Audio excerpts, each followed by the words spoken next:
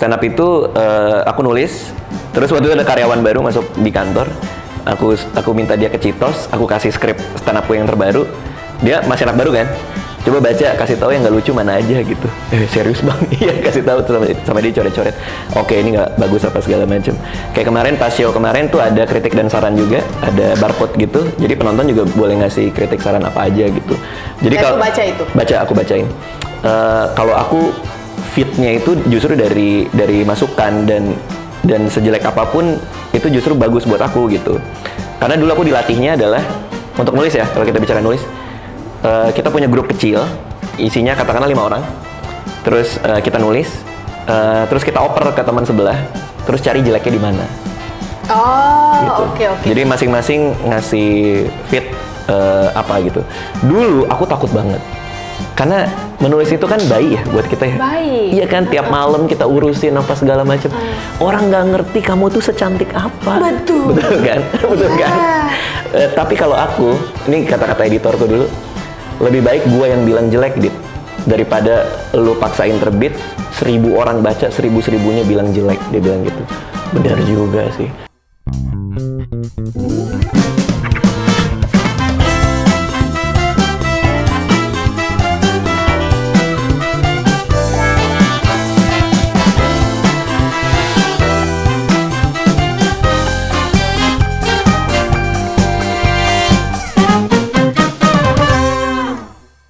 Jadi aku selalu mencari itu, jeleknya di mana gitu. Iya, benar-benar aku bisa relate ketika kita nulis tuh kayak It's my baby. It's my baby. Terus kalau orang bilang kayak, ini kayaknya nggak bagus deh. Lu tuh nggak ngerti. Nggak ngerti. Dia itu memang agak spesial dia gitu kan. Kita ngebelain dia gitu. Betul. Kayak no. Kok ini anak lu udah gini belum bisa jalan bisa gitu. No, dia tuh memang harus pelan-pelan. Iya, personal gitu. banget gitu kan. Tapi ya? kita harus lepas dari itu. Karena pada akhirnya karya itu jadi milik orang kan ketika dia baca kan. Kayak kita nonton film, buat kita film itu punya makna yang berbeda dari orang yang bikin film itu kan pada akhirnya. Karena tiap karya kan berbicara hal yang berbeda-beda buat orang yang nikmatin. Betul sih. Dan kita nggak bisa ngontrol itu. Betul. Pada akhirnya aku lepasin itu. Pada akhirnya ya. Tapi emang dulu awalnya gitu juga. Gitu sih. Oke. Nah, sorry ya, ini belum masuk ke stand up-nya nih, masih soal nulis. Aman, sikat. Karena dia memang basicnya penulis kan. Memang. A lot of questions seputaran itu. Sekarang teknik menulis. Kemarin itu aku sama anakku Radia. Oh iya.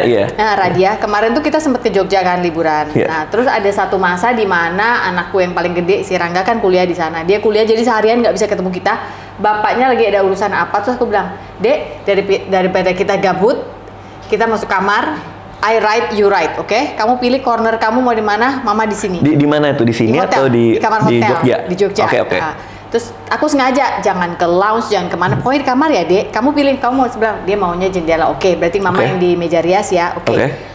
Handphone silent. Jadi kita bikin perjanjian nih berdua. Oke, sekarang kita pakai Mama kemarin baca teknik apa deh? Pomodoro, tahu. Yang every 25 minutes itu loh kita ngeset alarm. Oke, sama-sama.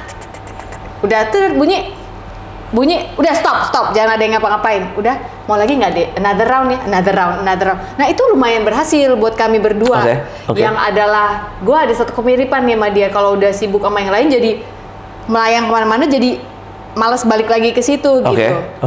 Kalau lu pakai teknik apa? Kalau dulu gue sempat ngobrol sama Dewi Lestari. Mbak Dewi, dia tuh salah satu, dia punya ruangan kerja juga kayak lo. Tapi dia itu dulu yang ngajarin gue ngetik pakai, aduh gue lupa nama appnya. Ini udah dulu banget ya, kayaknya 2014.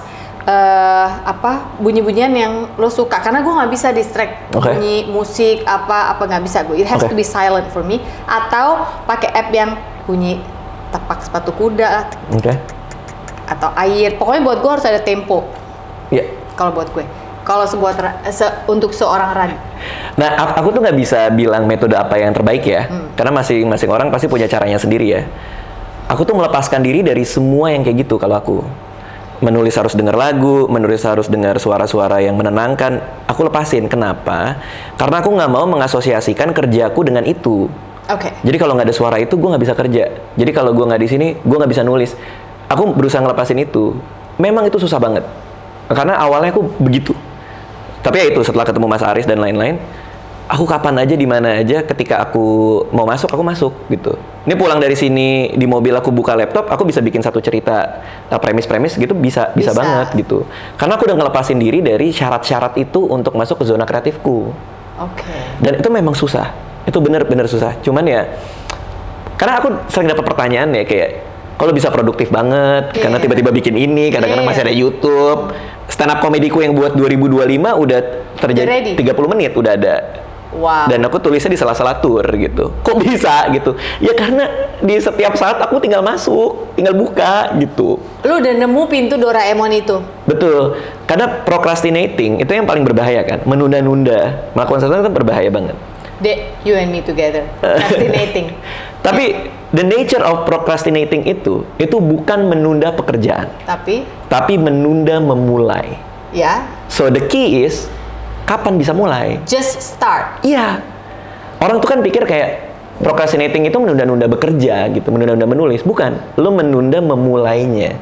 Jadi kalau kita tahu itu, oke deh, 2 menit lagi gue mulai gitu. Kan Podomoro gitu kan sebenarnya. Podomoro, bener kan? Pomodoro bikin cluster. Hari Senin naik. Iya betul. Kan sebenarnya itu untuk memaksa kita mulai. Iya sih. So if we have the key untuk mulai, itu bisa kapan aja. Nah, memang nggak semua orang bisa punya disiplin, bukan disiplin, bisa punya taste atau hasrat yang sama kayak aku ya. Aku emang orangnya gini aja gitu. Dalam artian ya udah aku mulai. Agak nggak fair juga untuk bilang bahwa lu juga harus bisa kayak gini gitu ya, karena tiap orang punya psyche yang beda-beda gitu.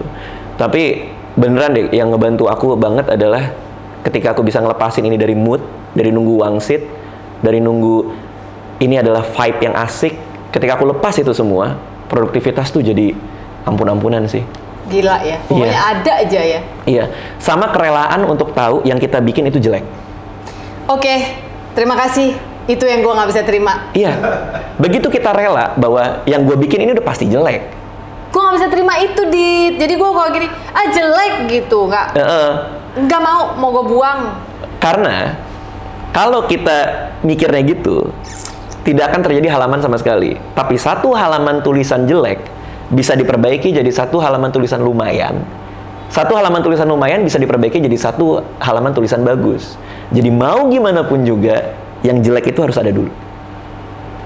Nah, jadi ketika kesulitan memulai, gue bikin yang jelek hari ini, relain aja. Itu pasti keluar sendiri. Emang jelek ini. Gue bikin bagus nanti, 2 minggu lagi gue perbaikin, gue datang lagi gitu. Sehingga kerelaan itu yang ngedrive kita untuk it's okay gitu. Adalah gitu. Istilah it's okay not to be okay ini, it's okay to be jelek gitu ya. Jelek aja dulu. Iya betul.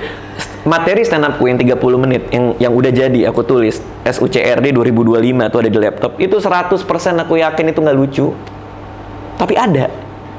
Nah, ketika bulan Februari aku ketemu sama Rais yang kemarin, sama 2 teman lagi dari kantor gitu. Terus aku presentasiin mereka, aku tahu mereka nggak akan ketawa.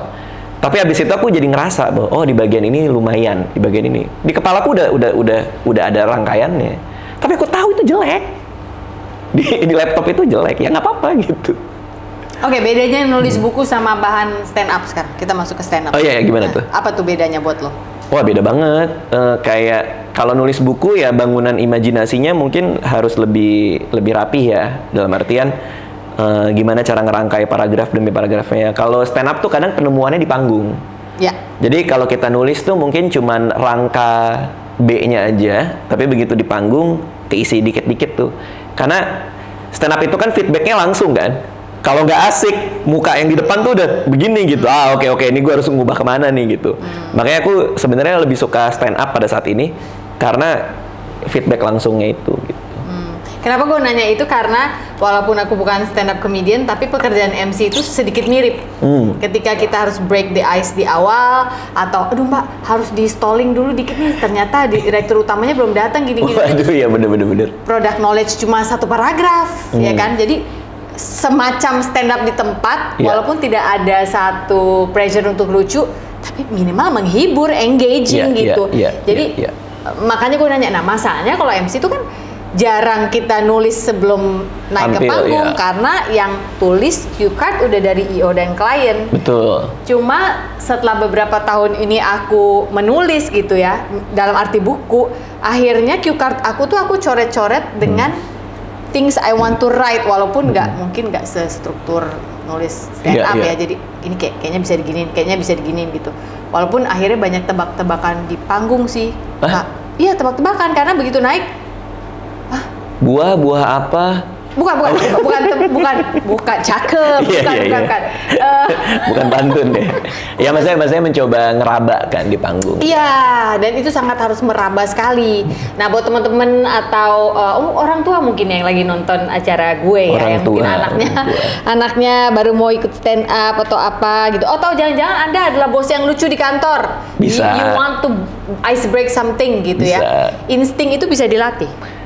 Syarat pertama jadi stand up comedian menurutku adalah untuk tidak merasa lucu. Itu aneh nggak sih? Jadi kalau kita ngerasa diri kita lucu, ketika naik ke atas panggung, kita akan maksa orang bahwa gue lucu nih. Ketika di tongkrongan gue suka diketawain nih. Padahal di kampung lo doang diketawain ya, di panggung belum tentu gitu ya. Karena di panggung itu ketika kita trying to be funny, itu istilah kita tuh, trying to be funny, kita berusaha ngelawak, orang kayak apaan sih lo gitu. Justru syarat pertama jadi stand up comedian adalah gampang terganggu. Gampang terganggu? Terganggu apa? Sama semua hal. Sama kok ini gini ya? Kok anak gue kayak gini ya? Kok istri gue nggak ngerti gue ya? Kenapa di Canggu ini bule tuh kayak gini sih? Gitu. Kenapa harus kalau mesen kopi itu harus kayak gini? Kenapa kemarin ada bule yang kelihatannya kaya tapi nggak bayar sih? Itu you describe me loh, karena every single Saya dari Rusia kebetulan. You describe me so well. Karena kadang-kadang tuh ya, saking itu di kepala gue. Nah, gue tuh cuma bisa numpahin ke suami gue dong. Karena cuma dia yang menerima gue apa adanya, yang kan lu udah janji ya terima gue dari yang ya gitu ya. Kalau gue ngomong ke orang kan jatuhnya gitu, lu komplain mulu deh. Itu ngomongin orang. Padahal enggak, sebenarnya tuh ada di kepala gue. Misalnya gini, apa sih? Udah kesini, udah tahu ini numpang kerja, kopi cuma satu, buset. Kopi Lu cuma mikir gak sih? satu. Lu mikir gak sih ini tempat bayar apa kek? Iya. Apa kek? Lu nganggap gua apa sih di sini gitu? Iya. Iya kan? Atau nih kemarin kan lu waktu stand up kan aku nonton nih kemarin. Iya. Lu kasih orang kertas. Betul, ngomong, cerita sebelku. Cerita sebelku. Ini boleh gue bocorin ya, karena ini Boleh, ya. tanggal 2024 udah selesai kan turnya. Ya, oke. Oke, terus gue nulis. Oh, nulis? Nulis gue. Oh, nggak kepilih tapi ya? Nggak apa-apa. Oke. Tapi lu mau tau nggak yang gue tulis? Apa tuh? Gue tulisnya gini. Gue paling sebel kalau masuk toko, belum udah ketemu seragam putih hitam. Apa tuh? Orang seragam putih hitam, udah pasti trainee kan. Terus baru juga gue belum selesai kalimat, kosong kak.